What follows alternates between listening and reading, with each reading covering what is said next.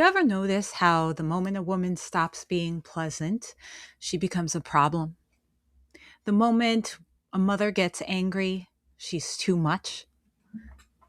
Funny how quick they call us monsters. Because if protecting my kids, my peace, and my spirit makes me a beast, then pass me the full moon. Hey, welcome back to Monster Mash. Today, we're going to talk about something I think a lot of us feel but don't often name about anger, about transformation, about reclaiming yourself when everyone expects you to disappear. I think so many of us, me included, get lost in the caretaker role. Whether it's caring for little humans who aren't strong enough to stand on their own yet, aging parents, relationships pulling us in a dozen directions, it's easy to forget who we were before all of that.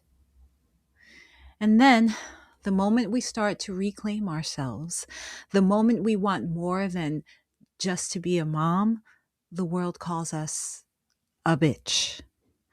God forbid we show that we have our own interests, our own hobbies, our own spark. But here's the thing, it's actually so good to model a full, rounded life for your children. Let them see you read, create, dream, have passions. They learn that being a mom doesn't erase who you are. You're showing them how to exist fully, body, mind, and spirit. You know, I've always loved werewolves. I talk about it all the time, and for a long time, I didn't see myself as one.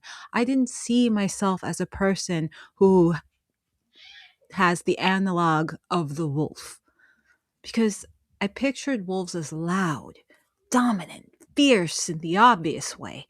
And deep down, I felt like I'm not that person. Then I started looking at the stories again, and I realized the wolf has always been inside me, just in a different form. Let's talk about Ginger Snaps. This Canadian horror classic centers on two teenage sisters, Ginger and Brigitte Fitzgerald. I think Bridget, actually. Ginger and Bridget Fitzgerald. Oh my God. Outcasts with a fascination for death, their bond is tested when Ginger is attacked by a mysterious creature on the night she gets her first period, and then begins to change in terrifying ways. As she slowly transforms into a werewolf, Bridget desperately searches for a cure while watching her sister's behavior grow more aggressive and violent under the full moon's influence. Here, lycanthropy becomes a metaphor for puberty, bodily change, social anxiety, and the loss of control. Themes that echo how women are taught to fear their own transformations rather than honor them. Speaking of more transformations, there's a show that I really love called Wolf Like Me. This genre blending Australian show begins with Gary, a grieving widower raising an anxious daughter. Then Mary enters their lives, mysterious, intense, and carrying a secret she won't reveal. Over time, it becomes clear that Mary has a supernatural side. She's a werewolf who transforms on full moons.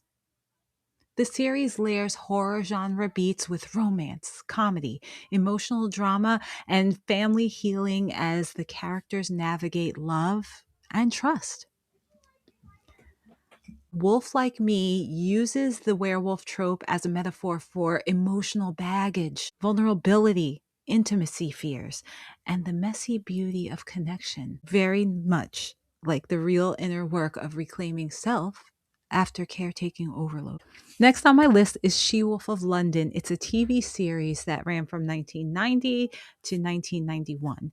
It's one of my 90s favorites. This horror comedy series stars Randy Wallace, an American grad student in England who is bitten by a werewolf on the moors. Cursed to transform during the full moon, she teams up with mythology professor Ian Matheson, a romantic ally and intellectual partner, to search for a cure while confronting all kinds of supernatural oddities along the way. She Wolf of London plays with lycanthropy as curse, identity, challenge, and partnership. Randy's journey mirrors the idea of being changed by forces you didn't ask for, yet learning to navigate life with that change rather than against it. And let's talk about one of my other favorites, Night Bitch. This is a movie from 2024, also starring Amy Adams, like Wolf Like Me. It's based on a novel by Rachel Yoder. Night Bitch follows a stay at home mom who gave up her career to raise her toddler. Isolated and drained, she starts experiencing surreal physical changes, patches of fur, a tail, sharpened senses, and she begins to believe she's literally turning into a dog. Between frustration, resentment, and strange dreams, this transformation becomes a powerful metaphor for how motherhood and domestic expectations can erase identity, pushing someone toward their primal self to reclaim something lost. This isn't traditional horror, it's psychological body horror as metaphor. Rage, loss of self, instinctive survival, and the reclaiming of personal identity that society expects women to suppress.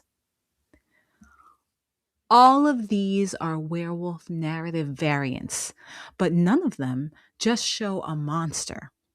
They show identity change, boundary defense, and what happens when suppressed parts of the self insist on being seen.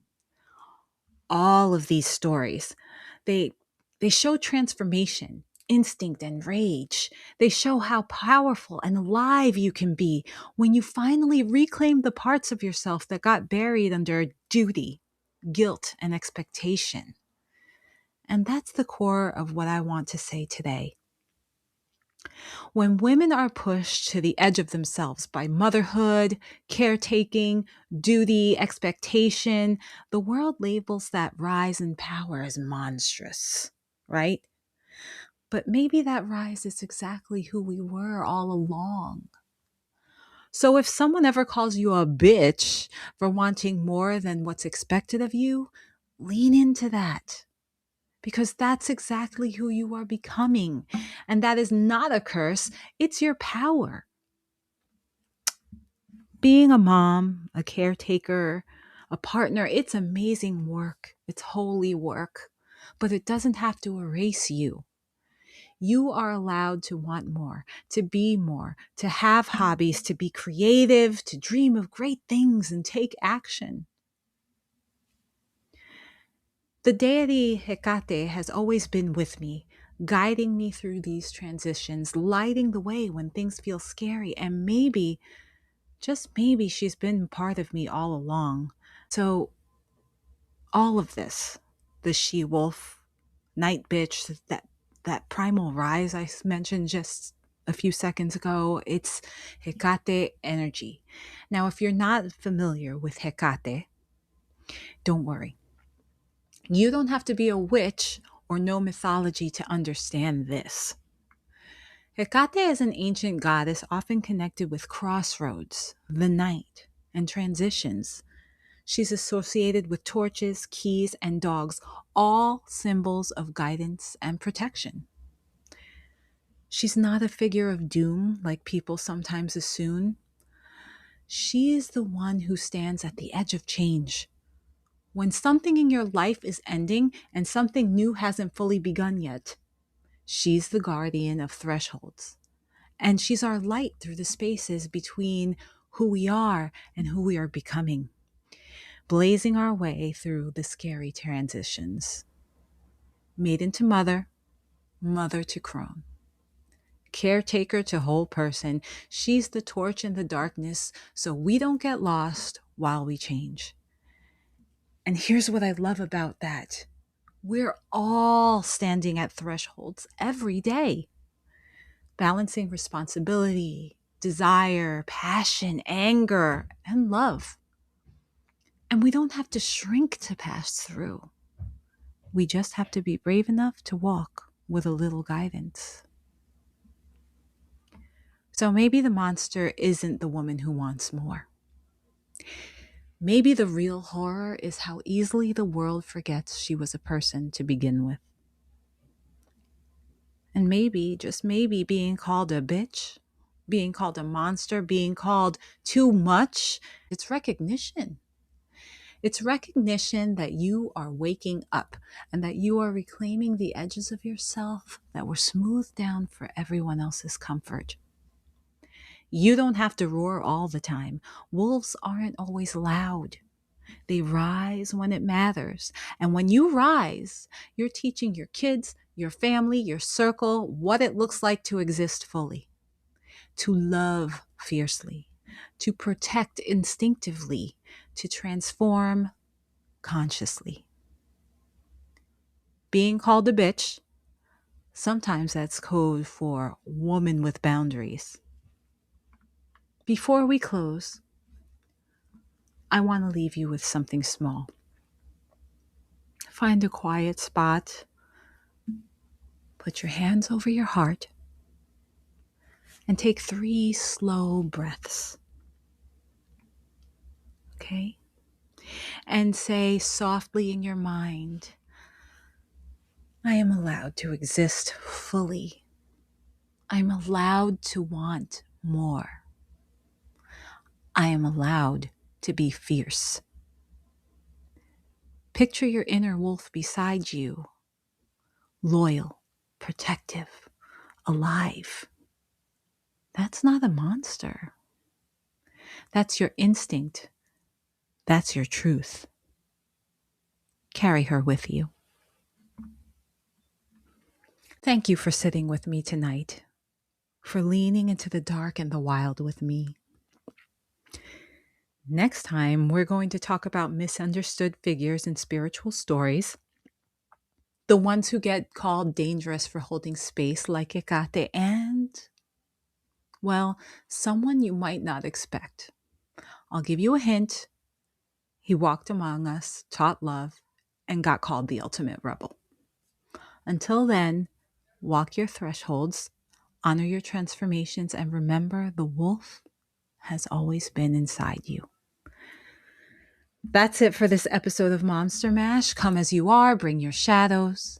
You can find Momster Mash on Spotify or Apple Podcasts, Amazon Music, and iHeartRadio. See me on TikTok. My handle is at MomsterLolo. Keep in touch. Email me at momstermashpodcast@gmail.com. Gosh, it's been quiet and it's been lonely over there. Drop me a line. Follow the show, leave a review, and share Momster Mash with another human who's just one bad day away from turning into a werewolf. Let's normalize the monster phase. And remember, always, always, always, my loves, protect your energy. See you soon.